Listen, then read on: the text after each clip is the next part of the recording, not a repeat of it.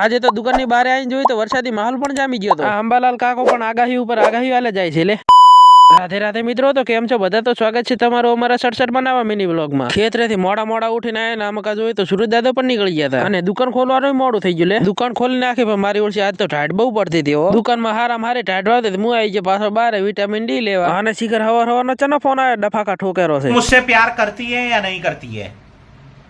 नहीं, तेरा मुझसे प्यार है या नहीं है?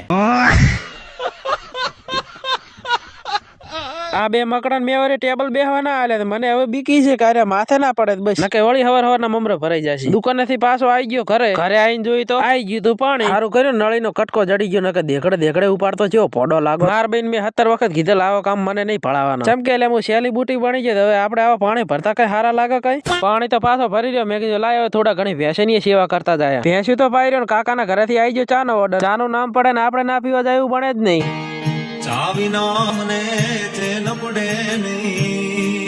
દુકાને આવી જાય આમાં કઈ જોયું તો કાળુ ભાઈ ને રમતા હતા બધા લંગ કરીએ. દુકાન ની બહાર આવીને જોયું તો અંબાલાલ કાકા ની વાત તો હાસી પડી. કીધું પ્રમાણે વાદળ આવી તો જ્યાં વરસાદ ના આવે તો સારું ન કવાણ તો હવે ખેડૂત બચારો ચાય ગોતો નહીં જડે. વ્લોગ થોડા ઘણો સારો લાગ્યો તો લાઈક ફોલો કરતા જાજો. મળશું આપણે નવા મિની વ્લોગ માં. ફોલો કરવાનું ભૂલતા નહીં હો.